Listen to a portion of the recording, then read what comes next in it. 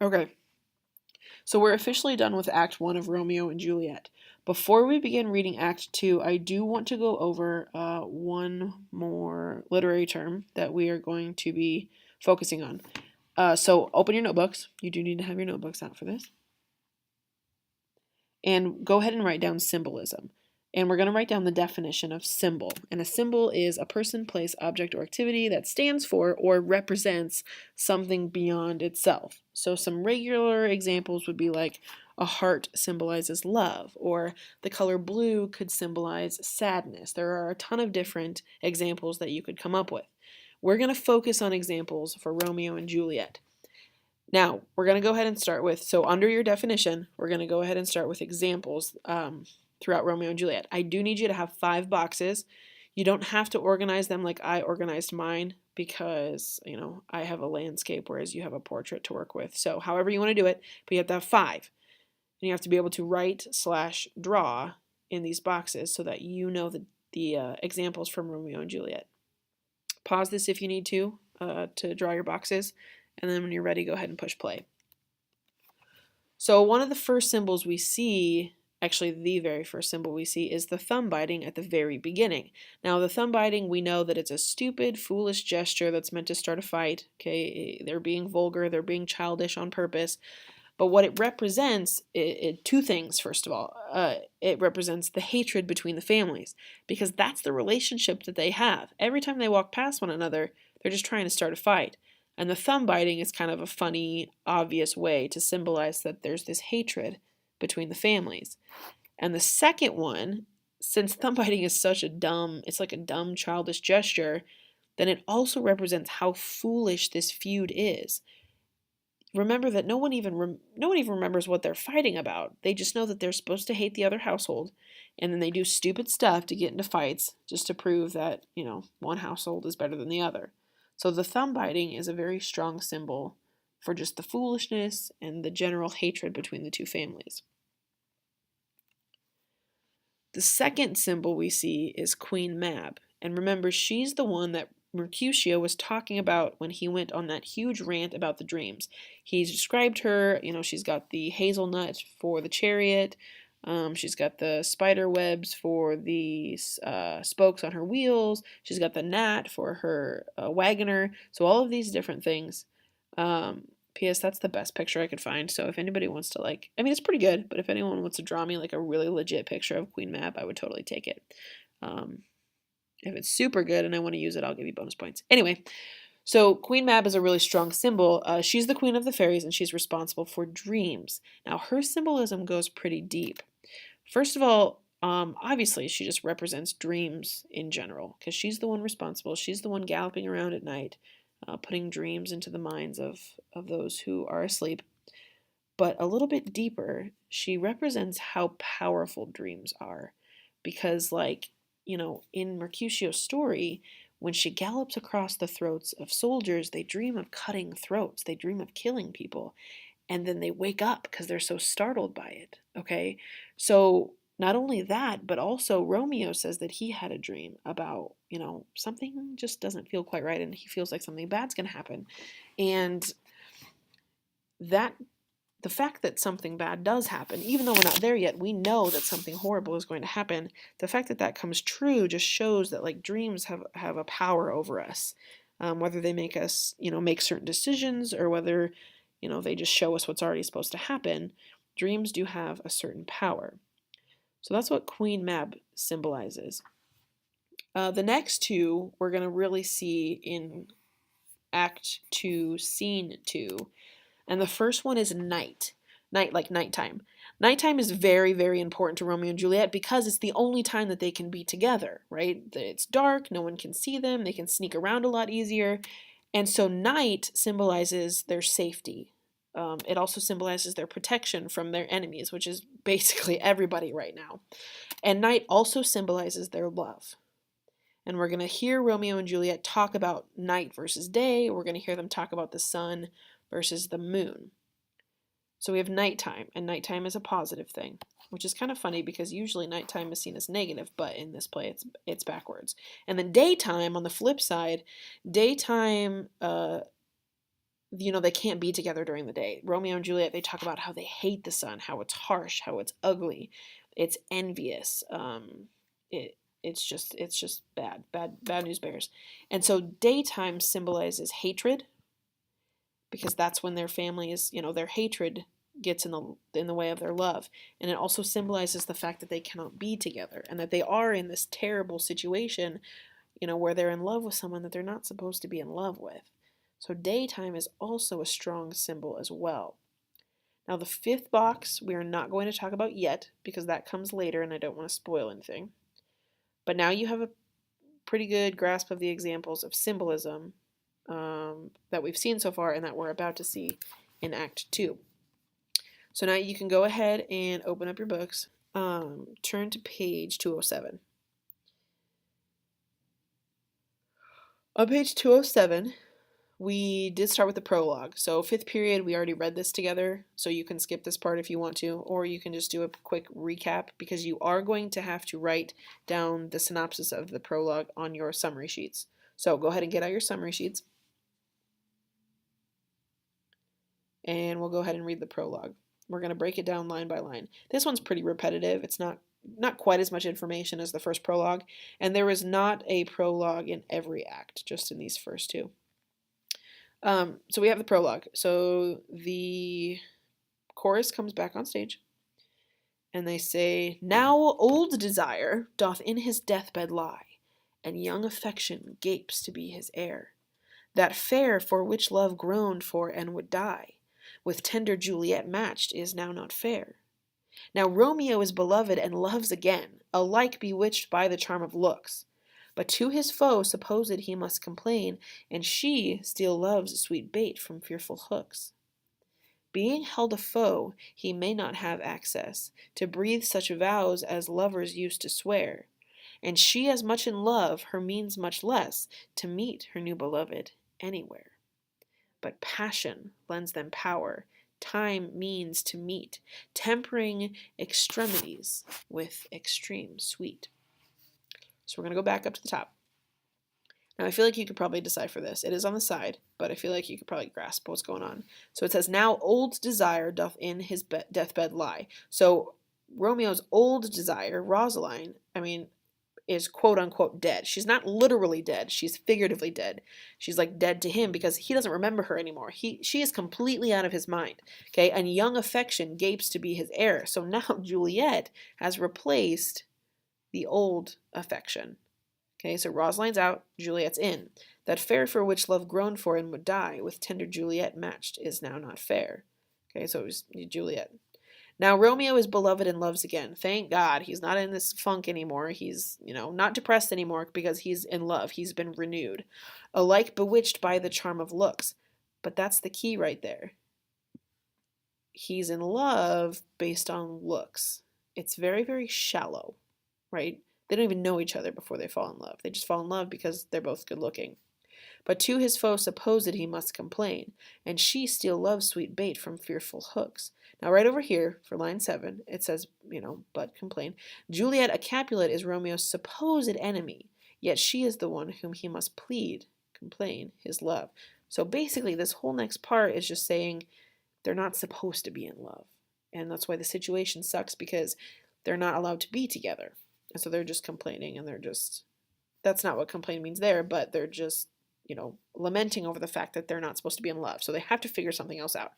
Okay, but passion lends them power, time means to meet, tempering extremities with extreme sweet. Their love will overcome this obstacle. Passion lends them power. So they're going to figure out how to meet, they're going to figure out how to be together, and they're going to figure out they're moderating great difficulties with extreme delights. So all the trouble they go through, for them, it's going to be worth it. Okay, so that's the prologue. So it's pretty short. Now your summary sheet's a little confusing because I did put Act 2 on both sides. So the top left box, that's the one that's for the prologue. So really quickly summarize the prologue in that box. Okay, now we did watch Act 2, Scene 1, so we're not going to read it. I just want to remind you really quickly of what happened. So Romeo runs off. He says, "Can I go forward when my heart is here? Turn back, dull earth, and find thy center out." So then he climbs over the wall and he hides. Benvolio and Mercutio come in, they're yelling for him, they're looking for him, and then Mercutio decides to describe Rosaline because Mercutio and Benvolio have no idea that Romeo has found a new love. They don't know anything about Juliet. So in order to get Romeo to come out of hiding, he describes Rosalind. He describes her, her lovely figure, her bright eyes, in order to get Romeo to come out. And then Mercutio's like, stop it, you're going to make him mad. And then Mercutio's like, whatever. Then he says, this field bed is too cold for me to sleep. Come, shall we go? And then they leave. And that's the end of scene 1. That's it. So go ahead right now and summarize Act 2, Scene 1, which you can do in the upper right-hand box. So you only get one box. It's the upper right-hand box on your summary sheet.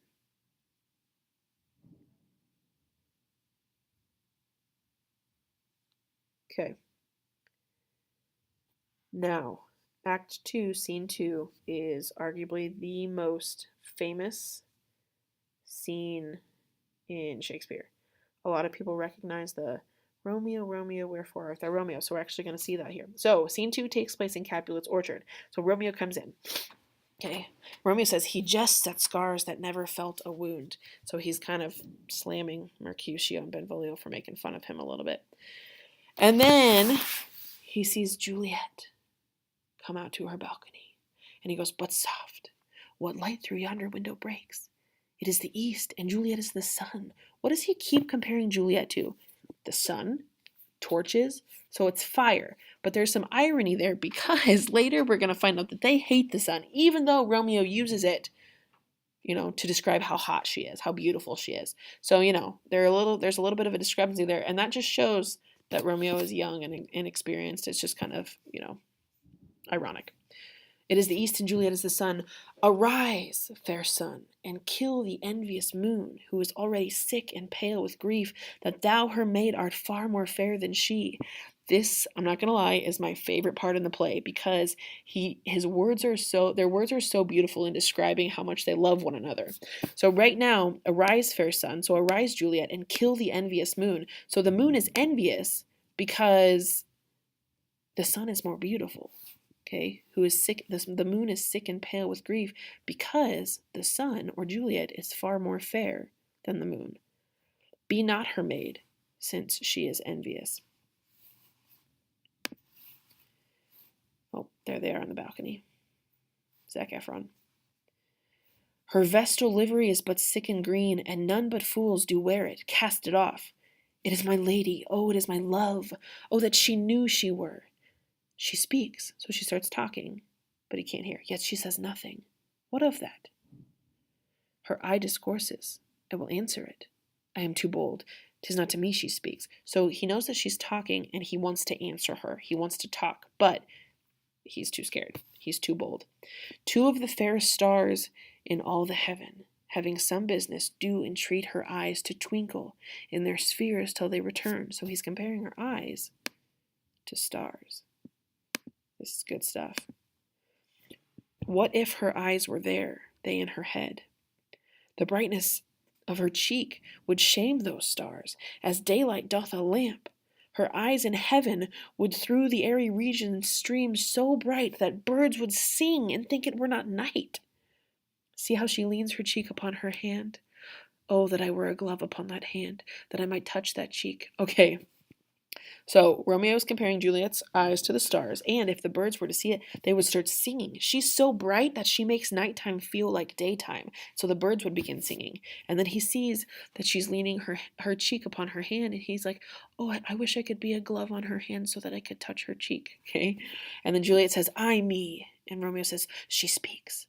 Oh, speak again, bright angel, for thou art as glorious to this night being o'er my head as is a winged messenger of heaven, unto the white upturned wondering eyes of mortals that fall back to gaze on him when he bestrides the lazy pacing clouds and sails upon the bosom of the air. So now he's comparing her to an angel, a winged messenger of heaven. Now Juliet, remember, Juliet has no idea that Romeo is down there. Juliet says, oh, Romeo, Romeo, wherefore art thou, Romeo? Now something you have to remember is what does wherefore mean? It doesn't mean where. It means why. She's asking, why art thou Romeo? What is she asking? Not that. She's asking, why is he a Montague? Okay. Then she says, deny thy father and refuse thy name. Refuse the name of Montague. Or if thou will not, be but sworn my love, and I shall no longer be a Capulet. If you don't refuse your name, I'll refuse mine. Okay. Then Romeo, this is an aside, so he's saying it, but she can't hear it. And then he says, shall I hear more, or shall I speak at this? Juliet says, 'tis but thy name that is my enemy. Thou art thyself, though not a Montague. What's Montague? It is nor hand, nor foot, nor arm, nor face, nor any other part belonging to a man. Oh, be some other name. What's in a name? That which we call a rose by any other name would smell as sweet. So Romeo would, were he not Romeo called, retain that dear perfection which he owes without that title. Romeo, doff thy name, and for that name, which is no part of thee, take all myself. Right there, she's saying that names don't mean anything, because if he weren't a Montague, he would still be Romeo. He would still be her true love. So it's just a name. It doesn't matter, right? Doff thy name. Get rid of your name so that we can be together. The name is what is her enemy. Okay? Now Romeo says, I take thee at thy word. Call me but love, and I'll be new baptized. Henceforth I never will be Romeo. Now Juliet says, okay, so Juliet finally realizes that someone's there, but she can't see that it's Romeo. So Juliet says, what man art thou that thus be screened in night, so stumblest on my counsel? Who dare?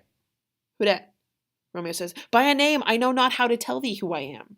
My name, dear saint, is hateful to myself, because it is an enemy to thee. Had I it written, I would tear the word. So he's like, I don't know how to tell you who I am, because I don't want to say my name, because my name is your enemy. And if it were written on a piece of paper, I would tear it up. Okay? So then Juliet's like, oh, I know who that is. She says, my ears have yet not drunk 100 words of that tongue's utterance, yet I know the sound. Art thou not Romeo and Montague? She recognizes his voice. Romeo says, neither, fair saint, if either these thee dislike. He's like, I won't be Romeo if you don't want me to be. I'll be whoever you want me to be. Juliet said, how camest thou hither? Tell me, and wherefore? The orchard walls are high and hard to climb, and the place death, considering who thou art, if any of my kinsmen find thee here. She's like, how did you get here? How did you climb over that wall? Also, if you get caught, they're going to kill you. Romeo says, with love's light wings did I o'erperch these walls, for stony livets cannot hold love out. So his love helped him fly over the walls. And what love can do that dares love attempt? Therefore thy kinsmen are no light to me. He's like, I don't care. I'm here for you, baby. Juliet says, if they do see thee, they will murder thee. Romeo, alack, there lies more peril in thine eye than 20 of their swords.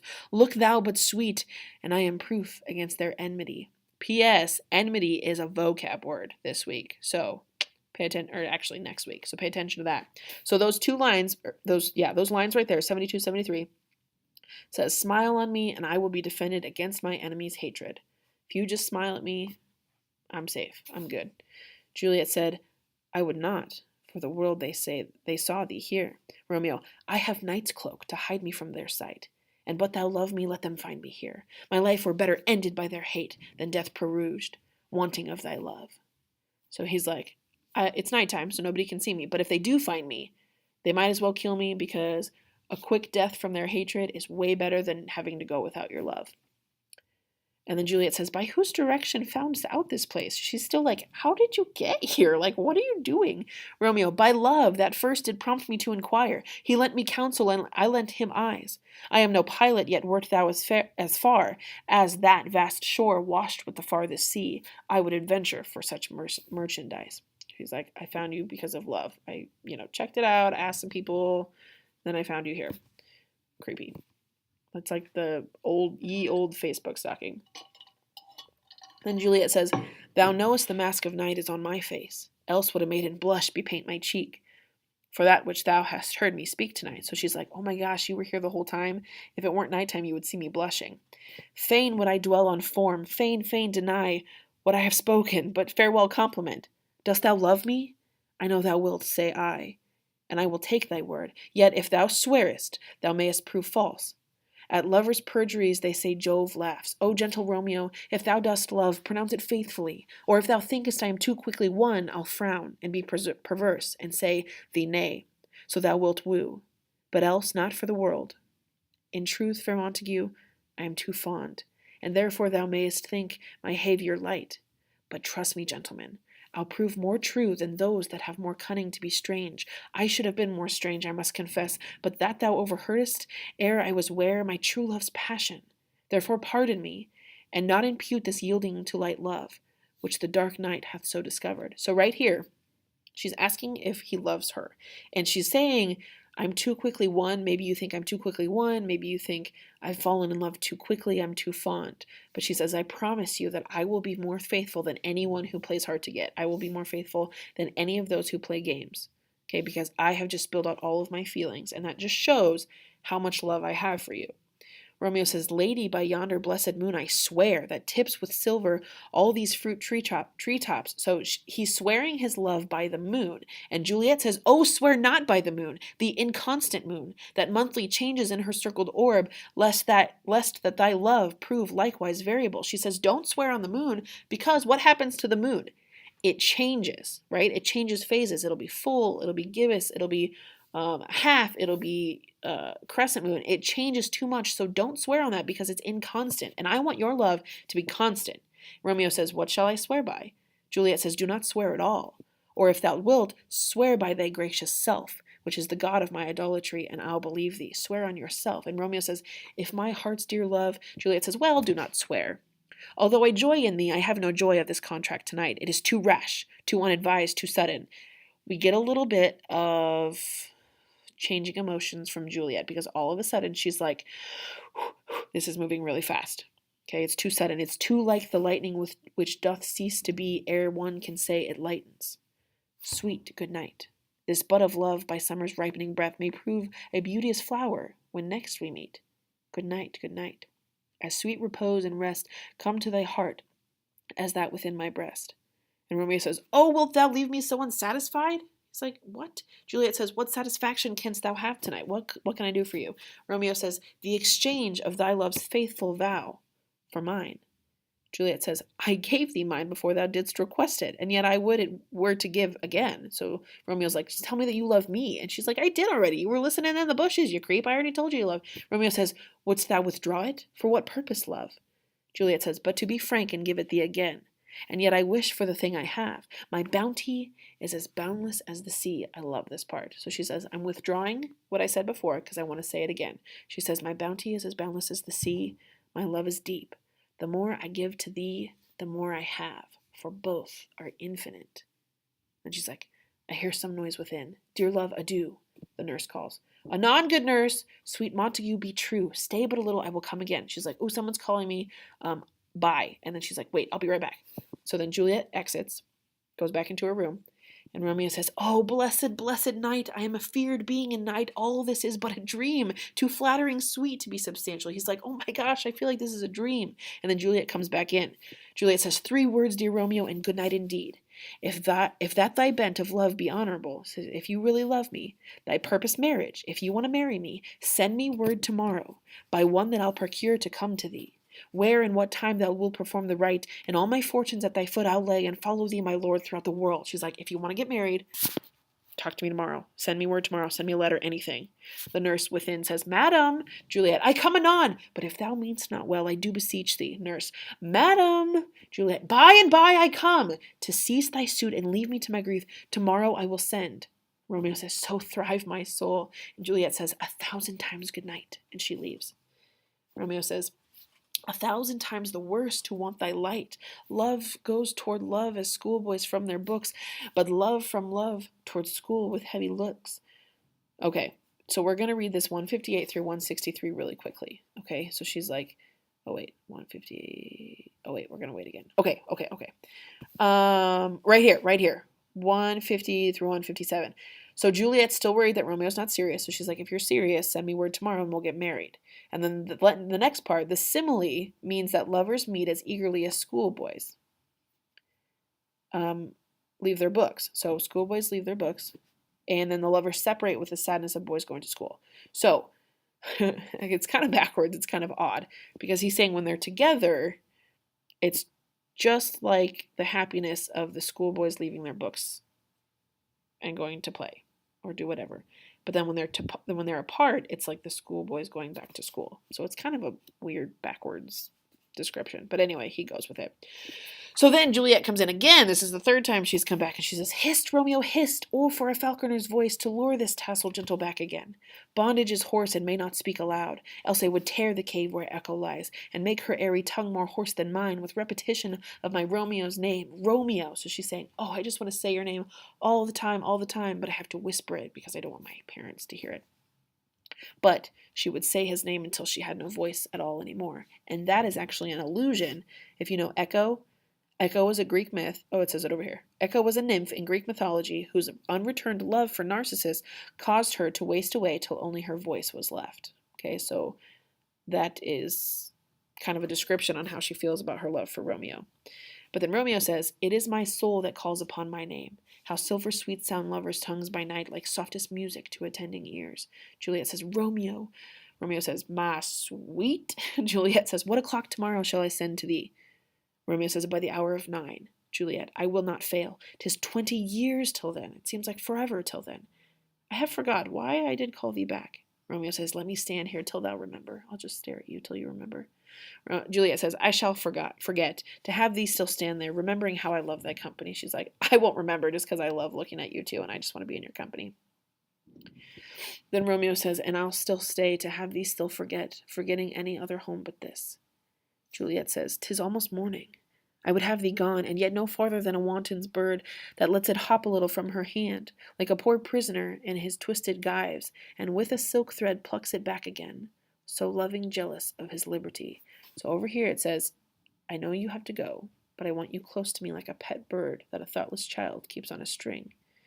And Romeo says, "I would I were thy bird." Juliet says, "Sweet, so would I. Yet I should kill thee with much cherishing." She would love him so much he would die. So she says, "Good night, good night. Parting is such sweet sorrow that I shall say good night till it be morrow." And then she finally leaves for the last time. Okay? So then Romeo says, "Sleep dwell upon thine eyes, peace in thy breast. Would I were sleep and peace, so sweet to rest. Hence will I to my ghostly father's cell his help to crave and my dear hap to tell." Okay, so it's almost morning. Romeo is going to go to Friar Lawrence for help. So we're actually going to get to meet Friar Lawrence on Monday. Okay, but that's the end of scene 2. So go ahead and on your summary sheet, make sure you get all of the important parts. Okay, there's going to be a meeting, they're going to have a time, they're going to, perform a special rite of passage, and so you have to make sure you get all of that in your summary. Go back and listen to this again if you need to.